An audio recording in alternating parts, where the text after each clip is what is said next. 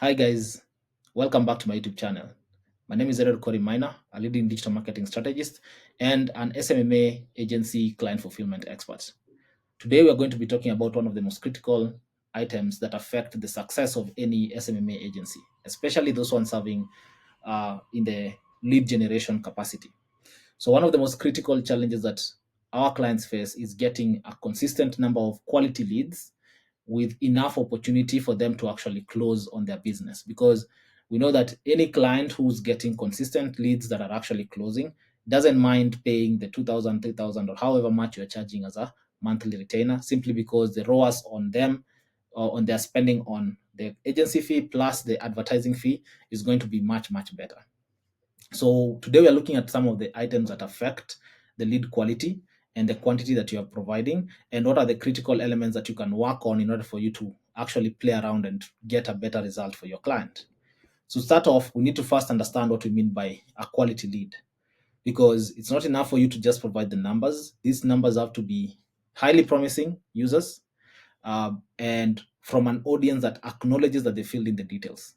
One of the biggest complaints that our customers have is that they are getting a number of leads, yes, but those audiences are either not promising in terms of they do not qualify in any form, or whenever they actually talk to them, the feedback is that they don't remember filling in that information, and so they're no longer interested in the product.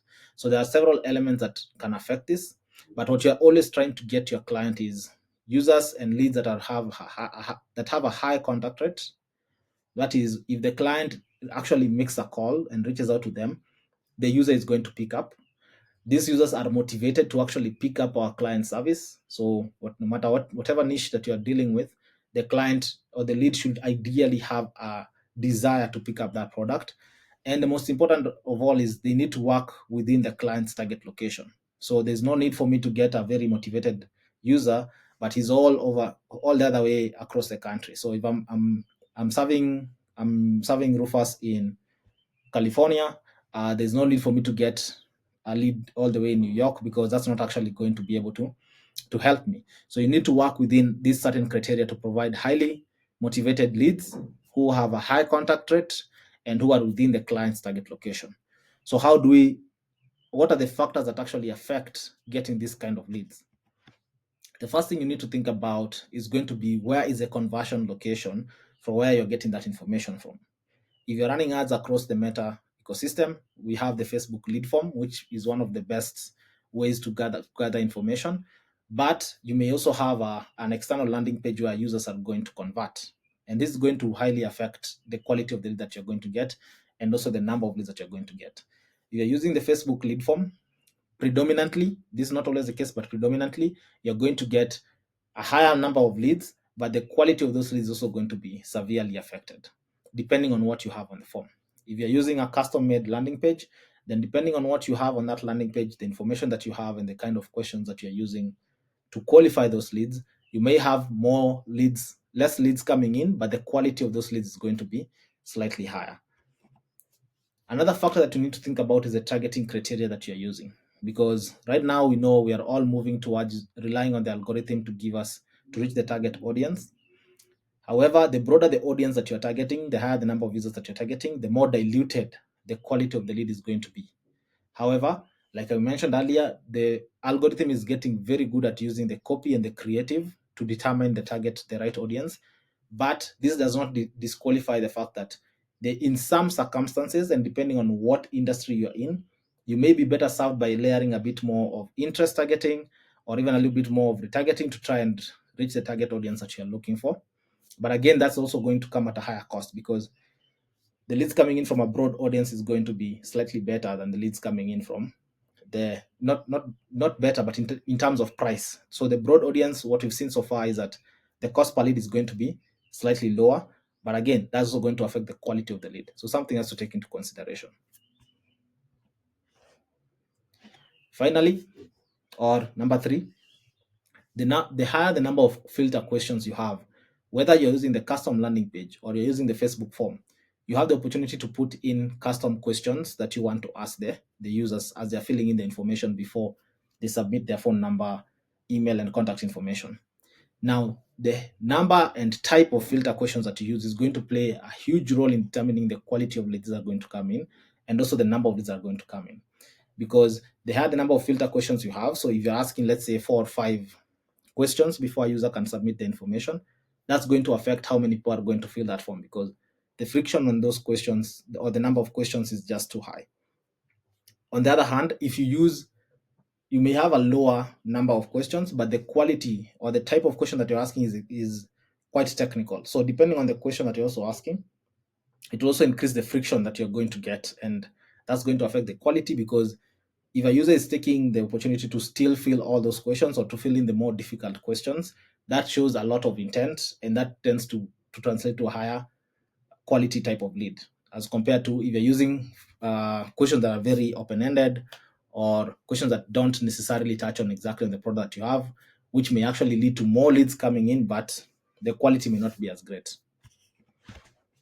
Another thing that you need to think about is going to be the communication you have on both the copy and the creatives, and also on the landing page that you're going to be utilizing, regardless of whether it's the meta form or the custom made page. Because, like we mentioned earlier, the ad copy and creative combine to make a promise. You must be very clear on what kind of promise that it is that you are giving out, especially if you're using the broad audience targeting. You need to be very clear in the communication what exactly you are setting as an expectation for when this lead actually clicks on the ad and fills in the form. What are they going to be expecting in the next stage, and also what are they expecting from the customer or from your customer? Because what is going to happen is, if you're making very wild promises, you may get a lot of leads coming in, but then that's going to affect the quality of the experience whenever they now talk to the client, because they're going to be like, hey, your Facebook ad said this and this and this, but that's not what you are actually delivering on, which may lead to now negative feedback. The other thing that can affect that is, you've given a promise, you're over promising on the ads not to get in the leads, but then the meta platform is going to pick up on this, and you're going to come across a lot of ad rejections, because you're giving a lot of false promise. So again, take that into consideration whenever you're creating the copy and the creative. But depending on what brand promise you're giving, it's also going to affect the quality of the leads, because the way you're capturing attention is going to be affected by what you have on the copy and on the creatives. So taking that into consideration, we need to look at how you can play with these different elements in order to affect the number of leads that are going to be coming in. So we want to look at what are the leverage points that we have across these different qualifiers in terms of quantity and in terms of quality. What can you touch on in order for you to increase? So let's say, for example, now your biggest issue is in terms of quantity. You're not getting enough leads coming in through the door, which is still going to affect your performance, because even if you give me three quality leads, but they are not, none of them convert, you're still in the red, right? So how do we play around in order to increase the quantity of leads that we are getting? The very first thing again is going to be, ask fewer questions, right? If you have, let's say, 4 or 5 qualifying questions, whether on the landing page or on the lead form, reduce them to around 2 and 3, and see how that's going to perform in terms of the conversion rate, because the more questions that people are filling, the higher the friction that's going to be, which means less people are going to be filling it. The second thing you can do is actually change the type of question that you have. So you can do this in one of 2 ways. Either you completely change the question, so you ask a totally different question, or that still has a level of qualification but is less friction, or you can ask the same question but you ask it in a different manner. One of the biggest impact that we saw internally is simply changing how we're asking for the street address of our customers, because previously what we used to say something is like, what is the current street address, or what is the location of the property? But the number of users who are filling that form was extremely low, or who are filling in that question was extremely low, and the information that they're filling in was also extremely relevant. By simply tweaking that question, by simply asking the same information but in a different way, we saw almost a 100% increase in number of users who are filling it, pre and post. So just tweaking the question, and this is where your copywriting skills is going to be extremely critical, is find a way to ask the question in a simpler way. So let's say, for example, you are working with a loan, your client is actually giving out loans. Instead of asking something as simple as, how much do you want? That sounds very brusque, it sounds very rude. You can ask, what tier of what tier of uh, loan, what loan bracket do you want to take advantage of, or how can we best assist you. Then you can put like different tiers of the loan amounts. That's going to be at least friendly, and it's going to encourage users, and you're still going to gather the information that you want to get.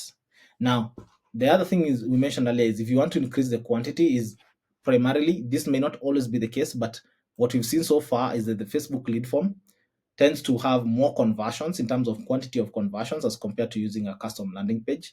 So if you're using a custom landing page and right now you're not getting the kind of results that you want, consider creating a Facebook lead form. But if you're going to do this, there are also several different leverage points you need to consider.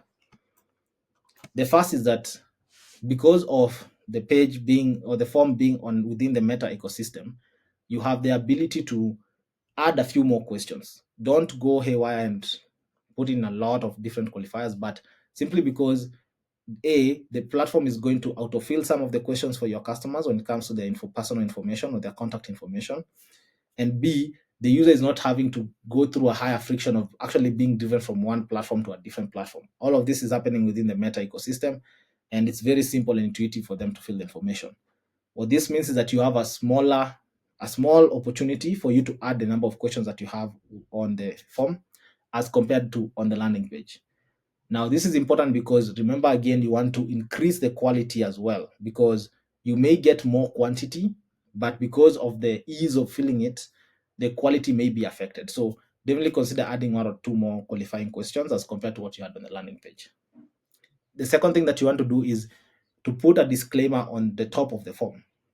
What I mean by this is, when the form actually populates, before someone starts filling in the information, you have the opportunity to put in some piece of copy and take that advantage to call out to the audience that you actually want to talk to. Because what this will do is, it's going to again reinforce, if you are not falling within this category of the audience that you're looking for, don't bother filling in the form, because they're not going to be reaching out to you.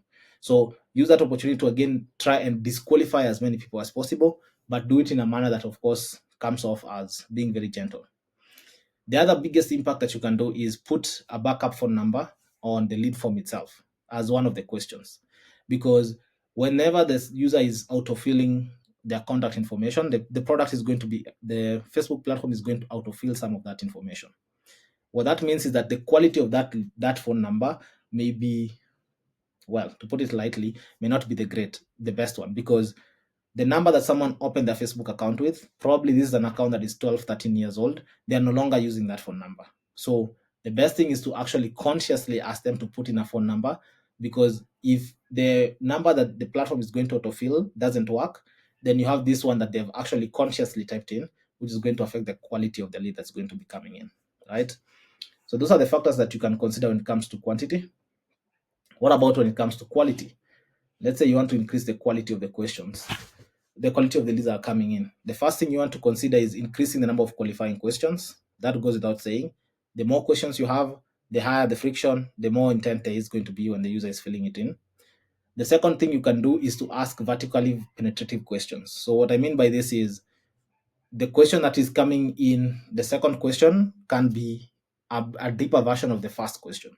So rather than you asking like two totally different types of questions in order to qualify this person, you can ask what kind, for example, let's say you're selling a product. So you are dealing with ACs, for example.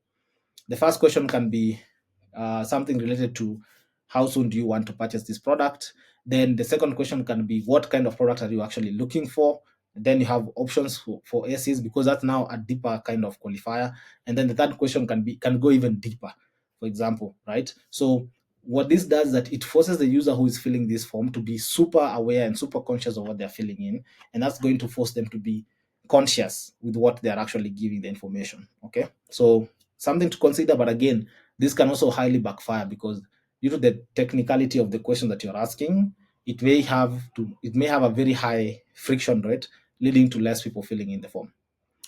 The other thing that you need to consider, again, is, we mentioned, if you want better quantity and quality, you need to consider using an external landing page. But on this, something else you can also add on in order for you to increase the quality. So it's not enough for you to have the external landing page, but first, you can add a disqualifier on the leads. So as someone is filling in the form or the survey, if someone picks out a particular answer, let's say, for example, you have product A and product B, a lot of users are asking for product B, but you are particularly selling product A, then you can actually ask that as the very first the very first question. What product are you interested in? For those who are using product A, they're able to proceed filling in the rest of the information. But the ones who are filling in product B, they can be led aside and be told, you know what, we are not the best people to serve you right now. You can consider this as you can drop off from this survey, right? What this will do is that it will force only people who are choosing product A to proceed to the next stages, so that your client is getting better leads. The other thing that you can do to improve on the contact rate, again, you need to verify the phone number with a one-time password. What this will do is it will force the users to consciously put in the information, and it will make sure that the number of users who are getting the information sent across, whenever the client is calling them, they have a much higher chance of actually picking up the phone number and having a tangible conversation. This completely is outside even the aspect of do they want the product or not, because one of the things that drastically affects your performance is going to be, are we able to get in touch with our clients or not? The reason this is so important is because the time to lead is going to be one of the biggest factors that's going to affect the performance of the leads. If you're taking too long to get in contact with the lead, again, this client may actually, or the lead may actually forget that they had filled in this information. They may get a different solution because you're taking forever to get in touch with them. So always try and verify the phone number with a one-time password. So I hope this proved to be a very useful video for you. If you have any questions, again, drop them on the comments or reach out to me directly. I'm here to help you get the best performance out of your SMMA agency.